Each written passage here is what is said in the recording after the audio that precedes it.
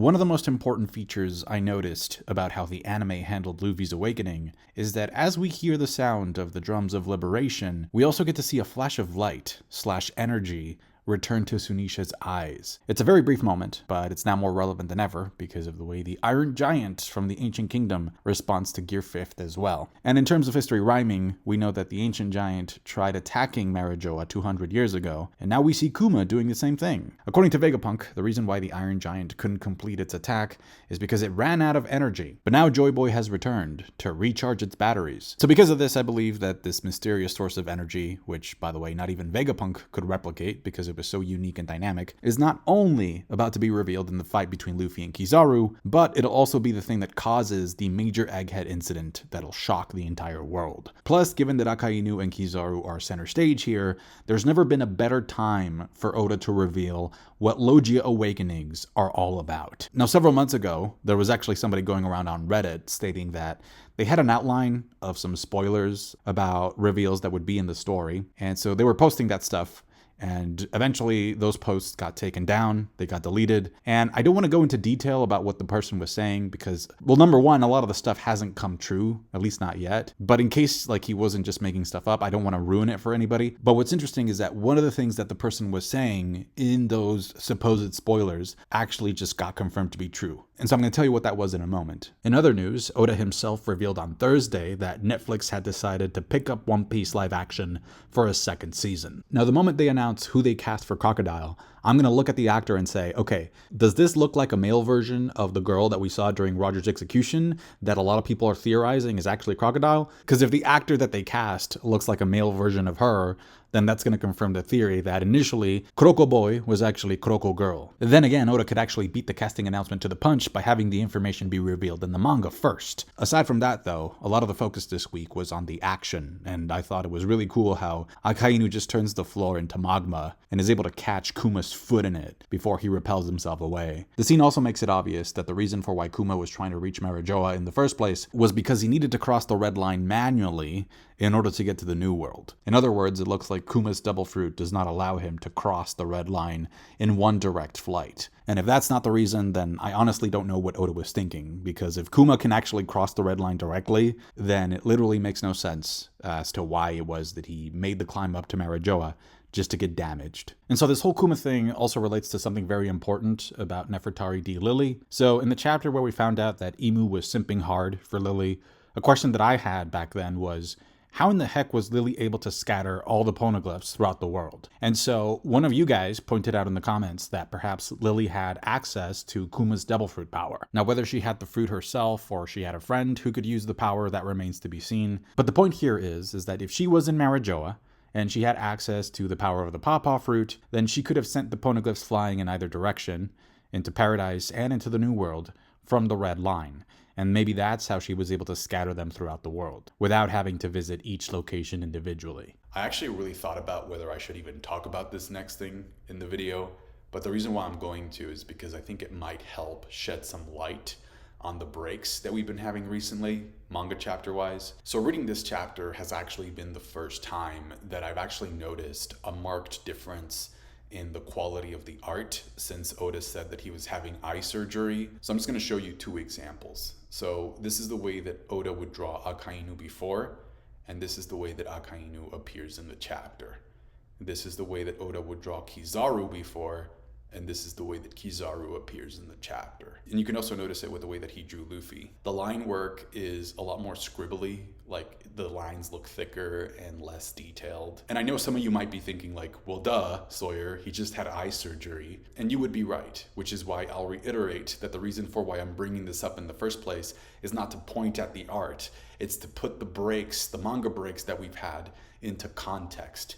That there are very few things in this life that are worth prioritizing more than one's health, and that the way that the panels looked this week kind of left me with the impression that Oda might have rushed or is still rushing his recovery process so that he can get back to work. Because in addition to drawing the manga, he was also heavily involved in supervising the Netflix live action series. So hopefully this helps shed some light as to why some of the manga breaks that we had recently needed to happen. And then also, even though there is no break next week, if we do come across some extra breaks in the future, Hopefully this helps add some context and helps explain why they would justifiably need to happen. That's not to say that I think that we are owed an explanation every time an Oda break happens, but I just wanted to plug this into the mind of the community in case people hadn't noticed, so as to add more information as to what could be factoring in into some of the decisions that are taking place or are being made behind the scenes. That said, Oda made it a point to write that the scene between Kuma and Akainu actually happened a day ago, which could mean that maybe that's the minimum amount of travel time that Kuma would need to fly over to Egghead to reach Bonnie. I just think it's funny how Akainu has a thing for burning half the faces off of fathers that are trying to save their children. And I also think it's interesting how the stuff that Bonnie was crying about kind of sort of stuck with him, which reminds me of a theme that has been brought up repeatedly in Egghead, which is that even if you try to modify somebody biologically, there's still a part of their feelings and memories that remains intact. And that reminds me of some of the lyrics from that very famous One Piece song that goes, "I've always been taught to be brave and strong, to see the hope when nothing's wrong." Oh no, sorry, wrong song. It actually reminds me of Bing Sake. Specifically the part that says, "Wave goodbye, but don't you cry, our memories remain." And it also reminded me of how one of the Gorosei said that Zoan fruits have a mind of their own. And speaking of Zoans, in the scene where Luffy has gone Snake Man to fight Kizaru, which by the way, it makes very little sense for Luffy not to be using advanced COC in that scene. At the same time though, I think there's a part of Luffy that is still trying to figure out how bad of a person Kizaru actually is. So that's why he's asking, like, why are you trying to kill Granddaddy Applesauce? And so in addition to the imposed restrictions that Kizaru already has over him because he has to protect the power plant as well as Punk Records and York, it now seems like he might also have a hidden agenda to do what he can to protect Vegapunk as well. What I was getting at though was in that scene where we see Kizaru blocking the Snake Man punches, which by the way is amazing because Snake Man is a mode that Luffy invented to be able to outspeed people that can see the future. And Borsalino is not only just blocking the hits, but he's also shooting light jewels back at Luffy. Now if you look at the way he's blocking, he sort of adopted this palm thrust defensive style / technique, which automatically makes me think about Sentomaru's stance, and now we know that Kizaru was the one who trained Sentomaru in the first place. But if we actually take it one step further, look at this. Look at the stance. Look at the palm. Look at the light coming from the Buddha. There were always rumors about Sengoku being the one who trained Kizaru because of a panel that was part of episode 0 / chapter 0, where we see Sengoku about to set sail and we see Kizaru as part of his unit. But now I feel like this confirms it. Sentomaru was trained by Kizaru, who in turn was trained by Sengoku, similar to how Kuzan was trained by Garp. In Marineford, when we see Sengoku use his Devil Fruit power for the first time, there's a guy from the Marines who says, "Oh, Sengoku's using his power. I've actually never seen him use it." But then when Marco activates his mythical Zoan type Devil Fruit, Kizaru is actually the first one to identify it and classify it. He says, "Oh, that's a mythical type Zoan. Those types are even more rare than Logia's." So it's like no wonder he knew what a mythical type Zoan was, because Sengoku, who he was training under, is also a mythical type Zoan. And since Sengoku was also the first Marine ever to be confirmed to have Conqueror's Haki, and he has a human fruit based off of a god just like Luffy,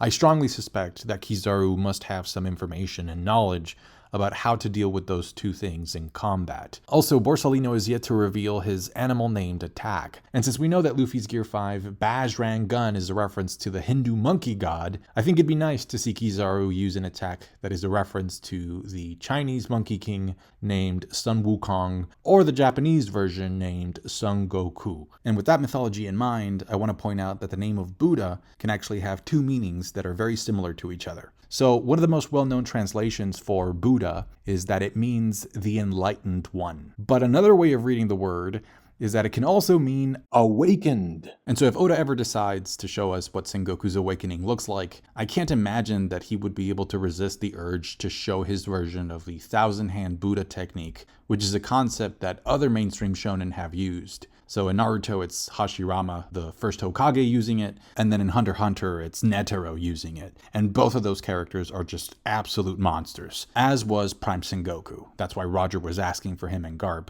when he was bored because of fighting Marine fodder. So the fact that Kizaru was trained by Prime Sengoku kind of puts things into perspective in terms of like what Kizaru should know and the kind of things that he was exposed to while he was training. In other words, he's up against a god, but he technically also trained under one, in a sense. Which, by the way, Marco said that according to Whitebeard, the top of the red line was considered to be the land of gods a very long time ago. So does that mean that that's where Buddha and Nika would hang out? We see that Atlas is right there next to Vegapunk by the end of the chapter, and she was actually the one who told us about the special light gloves. So I'm sure that her being in the same room with Kizaru is not a coincidence, because those gloves have to play a role. Now, the scene where Kizaru lands his attack on Luffy really serves to highlight Borsalino's high battle IQ, because he's not only using his kick to send Luffy flying to destroy the Vega Force 1 robot, which is carrying the Sunny, and so that prevents the Straw Hats from escaping, but he's also sending Luffy into the Battle Dome barrier for extra damage, which is why Luffy looks so roughed up by the end of the chapter. So it's really like 3 attacks in one, if you think about it. It's the kick itself at massive speed,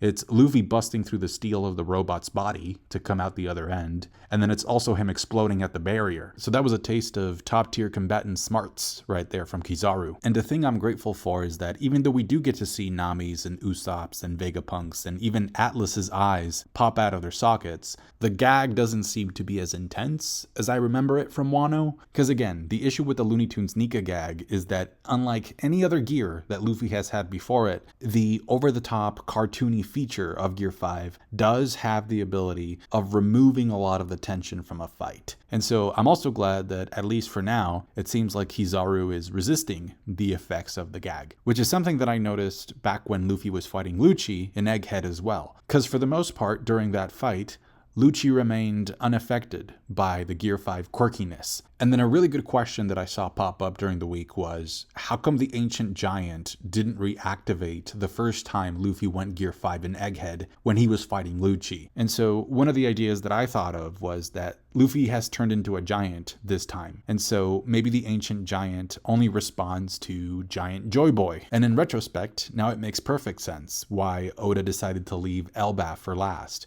before going to Laugh Tale, because the importance of giants in the story cannot be overstated. Joyboy turns into a giant, Sunisha is a giant elephant, Poseidon is a giant mermaid, Big Mom and the world government have tried to replicate giants unsuccessfully, and now we have this giant suit of armor that is coming back to life from the past. Which, by the way, I've read fans saying that maybe Toki was the one responsible for sending the giant to Marijoa 200 years ago. Because we know that Toki lived during the Void Century, so maybe Joyboy activated the giant back then, and then it was Toki who sent it into the future to Marijoa. And the thing I've said is that I think the giant actually had a message from Joyboy for the Celestial Dragons, because after the giant appears, that's when the world government decides to, all of a sudden, recognize the human rights of Fishman and stop discriminating against them. So I think the giant had a message from Joyboy about telling the government, hey, the Fishmen are my friends, so stop discriminating against them because I'm going to come back one day. And this giant is proof of that. So I think that scared the government, and that's why they decided to recognize Fishmen as people. I've also said that I believe that since Joyboy was friends with the Fishmen, that he was the one who left them the Tamatebaku box with the energy steroids, because even though Joyboy created Double Fruits, he couldn't just give the Fishmen Double Fruits because they would lose their ability to swim. So instead he left them with some pills that they could use to increase their power in case they ever needed the extra boost to protect themselves. And speaking of things that make you age, there's a comment that Kizaru makes in the chapter that kind of implies that Bonnie is actually not the age that we are led to believe that she is. So we really need to find out what it was that Bonnie saw in Kuma's memories during the time that we were away from Egghead, because we still don't know what happened during the Kuma flashback. Plus, Bonnie seems no longer interested in getting her revenge on Vegapunk anymore. Finally, as I mentioned earlier, I said that I was going to mention what the guy that was posting these supposed spoilers on Reddit was saying, or at least the things that he was claiming were going to happen in the story, and that at this point have kind of been confirmed. So, 2 things. One of the things that was written in those spoilers was that Kuma was going to die, and that his Devil Fruit would be inherited. And so given what we saw this week, that seems very likely to be the case. You know, he got messed up by Akainu. I'm assuming that he's, flying over to Egghead. So it seems likely that he might die there. And then with Vegapunk knowing so much about Devil Fruits and their properties, they can just find a way of getting the power and having somebody new, eat Kuma's Devil Fruit. And that actually goes along perfectly with something that I've been repeating on this channel, which is that because the final war in One Piece has to be global. The Straw Hats and their allies are going to need some kind of a device that allows them to move throughout the world quickly. Lakota's going to have to be moving characters all over the place with this. In fact, we already kind of saw a hint of it with the Mother Flame and how it was affecting different regions. So somebody on the Straw Hat side inheriting Kuma's Devil Fruit makes the most sense to be able to fulfill that fast-paced